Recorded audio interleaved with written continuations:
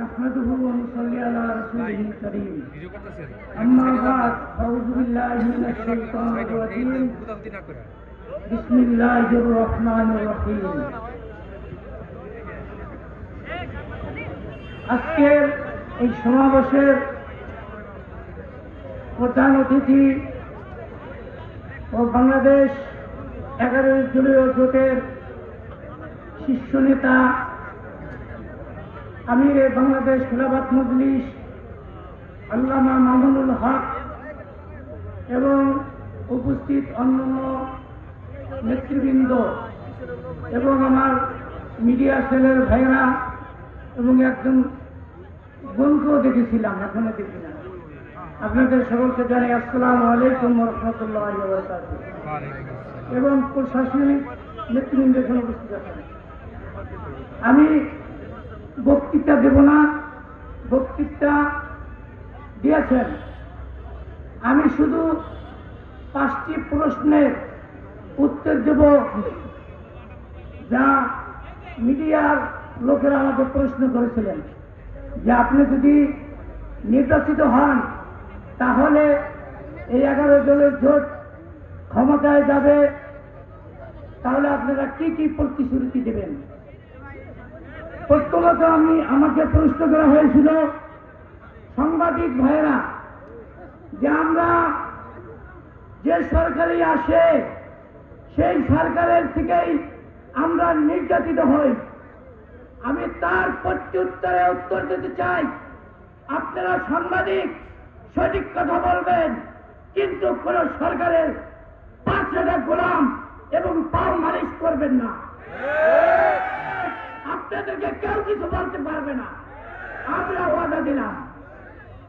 আর দ্বিতীয় কথা, যে আপনারা যদি সরকার গঠন করেন মহিলাদেরকে আপনারা চাকরি দেবেন কি দেবেন না।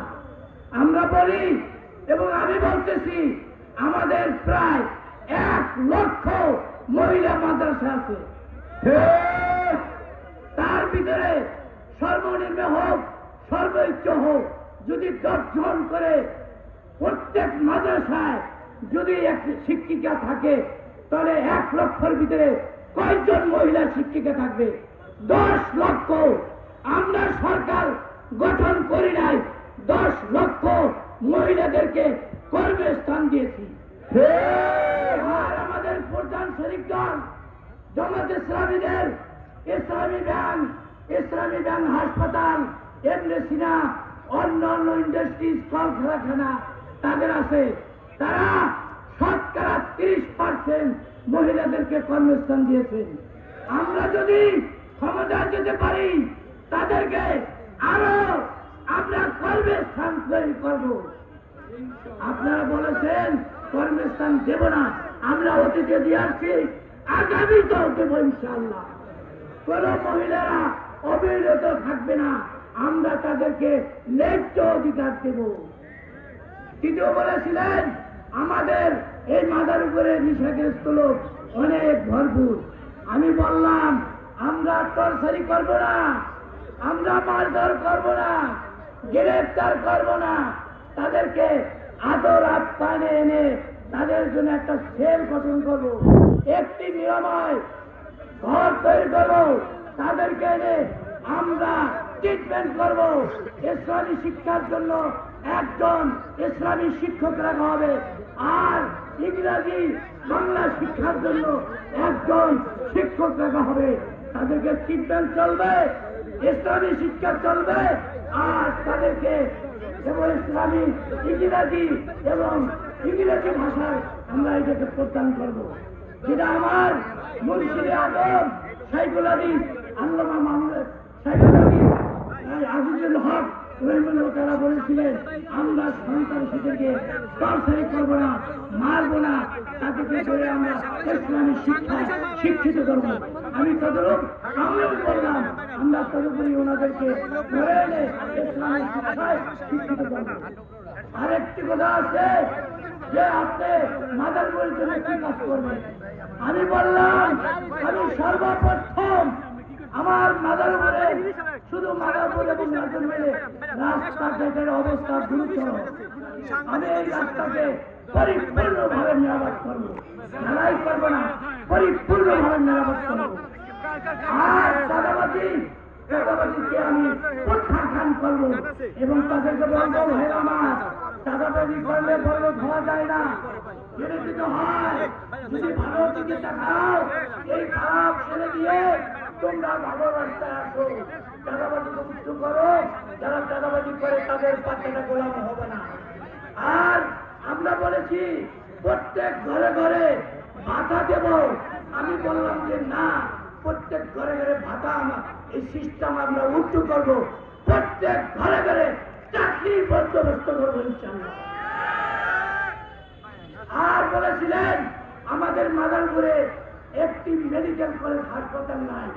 আমি বলবো ওয়াদা দিলাম, আমরা 11 দলীয় জোট যদি সরকার গঠন করি তাহলে আমি মাদারপুরের জন্য একটা মেডিকেল কলেজ হাসপাতালকে গঠন করবো ইনশাআল্লাহ।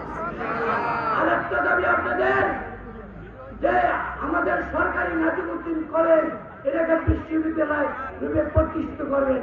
আমি ওয়াদা দিলাম এই মাদারপুর সরকারি নাজিমুদ্দিন কলেজকে বিশ্ববিদ্যালয় নামে পরিবর্তিত করবেন। আমি সকল ভাইদেরকে বলে চাই, আপনারা সুস্থ থাকুন। যারা 6 বছরের নিচে শিশুরা আছে তাদেরকে আমরা বিনামূল্যে চিকিৎসা দেওয়ার সুযোগ করে দেব। 60 বছরের পরে যারা আছেন তাদেরকে বিনামূল্যে আমরা তাদের চিকিৎসা করব। আর প্রত্যেক ঘরে ঘরে আমরা গিয়ে গিয়ে সমস্তদের কমপ্লেইন শুনবো। আমি বলি, যদি আমাকে আমরা এমপি নির্বাচিত করেন, আমি এমপি হতে চাই না, আমি আপনাদের খাদের মধ্যে চাই, আপনাদের পাশে থাকবো। আমার নেতার হুকুম, আপনি যদি এমপি না হন তাহলে আপনি 5 বছরের জন্য দলীয় এমপি নির্বাচিত হয়েছে। দলীয় এমপি নির্বাচিত হয়ে আপনি প্রত্যেকের খোঁজ খবর নেবেন। আমি প্রত্যেকের খোঁজ খবর নিচ্ছি এবং আমাকে কেউ নেবে ইনশাআল্লাহ।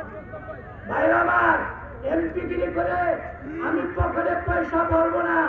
জাতীয় সংসদ থেকে যে পয়সা আসবে আপনাদের গরিব দুঃখী অন্যান্য মানুষের দরবারে আমি আমার সংসদের টাকা আনতে করে আমি আপনাদের মাঝে বন্টন করবো ইনশাআল্লাহ।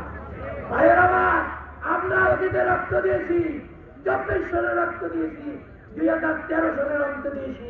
আমরা কারো অধিকার আমরা পাই নাই।